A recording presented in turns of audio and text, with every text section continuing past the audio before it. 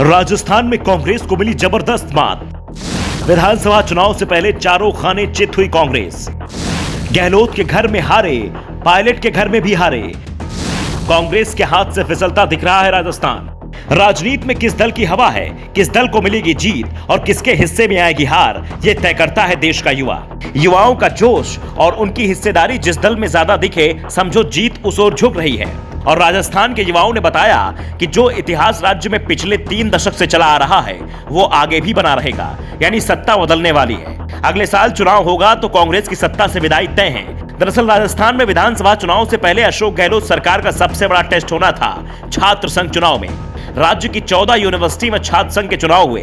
इस चुनाव में पूरे राज्य का छात्र शामिल था और जब चुनाव परिणाम सामने आए तो अशोक गहलोत के साथ ही सचिन पायलट के भी होश उड़ गए, क्योंकि अशोक गहलोत के गढ़ जोधपुर में कांग्रेस के छात्र संगठन एनएसयूआई का सुपड़ा ही साफ हो गया है। झटका सचिन पायलट के निर्वाचन क्षेत्र टोक में भी कांग्रेस को लगा है, तो प्रदेश कांग्रेस अध्यक्ष गोविंद सिंह डोटासरा भी सीकर में एनएसयूआई उम्मीदवारों को नहीं जिता पाए। जिन 14 यूनिवर्सिटियों में चुनाव हुए, वहां से गहलोत सरकार के 16 मंत्री भी आते हैं और इनमें 14 मंत्रियों का संबंध उन यूनिवर्सिटी या फिर कॉलेज में है, लेकिन कोई भी मंत्री विधानसभा चुनाव से पहले हुई परीक्षा में पास नहीं हुआ, सभी फेल हो गए। जी हां, कांग्रेस समर्थित छात्र संगठन सभी 14 यूनिवर्सिटी में चुनाव हार गए हैं। उनका खाता तक नहीं खुल पाया है। सबसे ज्यादा 7 यूनिवर्सिटी पर निर्दलियों ने कब्जा जमाया है।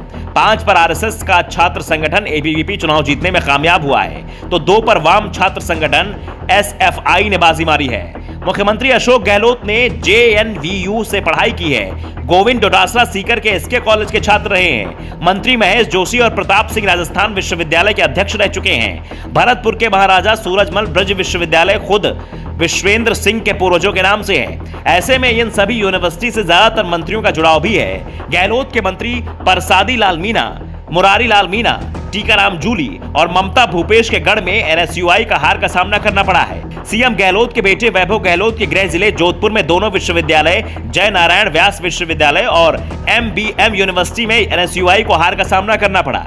जिस जेएनवीयू में कभी मुख्यमंत्री अशोक गहलोत ने पढ़ाई की थी, उसमें एसएफआई के अरविंद सिंह भाटी और एमबीएम से निर्दलीय चंद्राशु खीरिया ने जीत हासिल की है। कांग्रेस नेता भले ही इसे छात्र संघ का चुनाव बता रहे हों और विधानसभा चुनाव के परिणाम बदलने का दावा कर रहे हों, लेकिन उनके चेहरे पर डर साफ साफ दिखाई देने लगा है। दावा किया जा रहा है कि गहलोत सरकार के 6 मंत्री अब अपना चुनाव क्षेत्र भी बदलने की तैयारी में हैं, जबकि कई विधायक इस बार चुनाव ही नहीं लड़ना चाहते, क्योंकि उन्हें अपनी हार तय दिखाई दे रही है। रही सही कसर कांग्रेस में अशोक गहलोत और सचिन पायलट के बीच चल रही लड़ाई ने पूरी कर दी है। कांग्रेस नेताओं को अब खुद पर उम्मीद कम और बीजेपी की गुटबाजी से ज्यादा दिखाई दे रही है, क्योंकि कांग्रेस में इस समय मुख्य रूप से 2 गुट है, एक मुख्यमंत्री अशोक गहलोत का और दूसरा पूर्व डिप्टी सीएम सचिन पायलट का। लेकिन बीजेपी में आधा दर्जन ज्यादा गुट हैं, जिनके बीच सीएम उम्मीदवार बनाए जाने को लेकर टकराव चल रहा है। ये टकराव सड़क पर आता है तो कांग्रेस के लिए कुछ उम्मीद बन सकती है, नहीं तो छात्र संघ चुनाव ने कांग्रेस कैंप में खतरे की घंटी बजा दी है कि अगले साल होने वाले विधानसभा चुनाव में सत्ता उनके हाथ से फिसलने वाली है। Bureau report, the Navdarpan news.